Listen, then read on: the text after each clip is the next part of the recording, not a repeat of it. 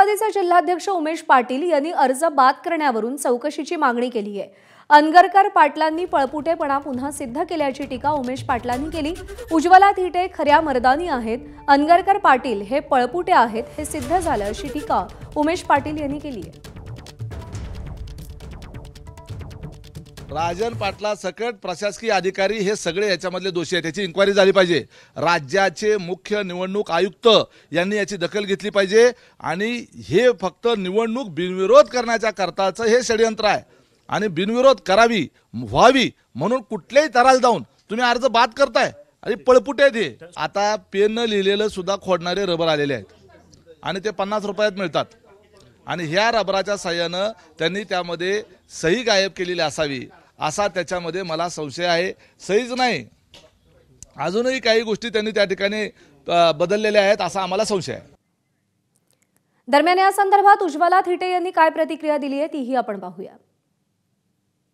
सगळ्या स्टेनगन असलेल्या पोलिसांना तुम्हाला जावं लागलं आणि शेवटी तो अर्ज बाद झाला।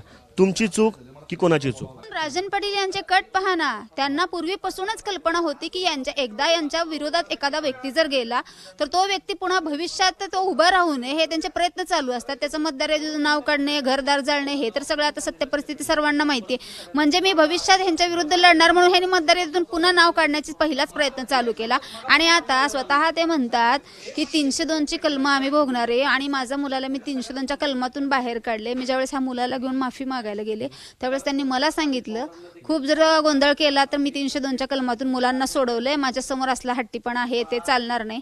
मग जेव्हा तशा मोठ्या गुन्ह्यातून तुम्ही मुलं सोडवताय तर मतदार हे आता माझ्या अर्जातून 4 कागद बाद न करायला किती वेळ लागणार आहे? आरओ सरांचं काम होतं की बाबा आम्ही तिथं दोघंच होतो, आमच्या वकिलांचं तर तिथं दहशतीपोटी कोणी तिथे छाननीला येणार नव्हतं। निवडणूक अधिकाऱ्यांना मी सांगितलं सर उद्या 11 वाजता छाननी आहे पण आम्ही दोघंही येऊ शकत नाही, आज एवढा फौजफाटा आणि उद्या आम्ही येऊ शकत नाहीये।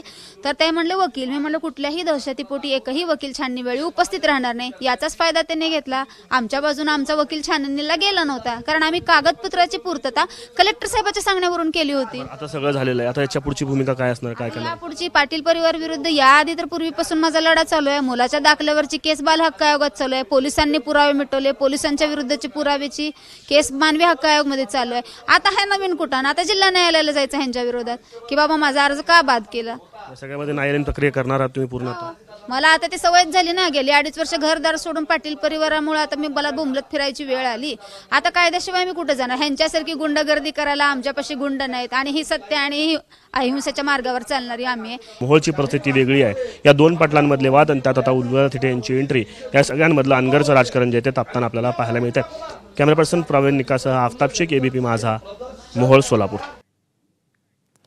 दरम्यान सूचकांनी यावर काय प्रतिक्रिया दिली आहे तीही आपण पाहूया।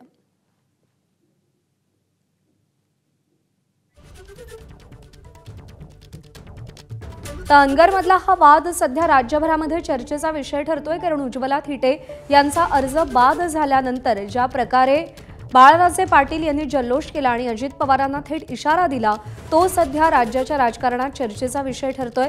दरम्यान गेल्या काही वर्षांपासून हा सगळा संघर्ष आहे तो सुरू आहे आणि यापुढे सुद्धा आम्ही आमच्या विरोधात जो काही अन्याय झालाय त्या संदर्भात दाद मागू असं उज्ज्वला थिटे यांनी सांगितलेलं आहे।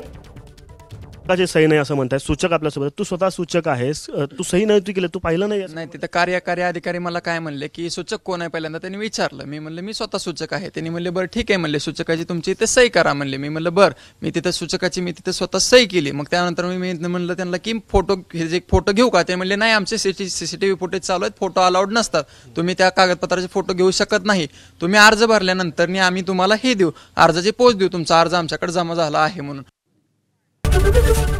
एबीपी माझा, उघडा डोळे बघा नीट।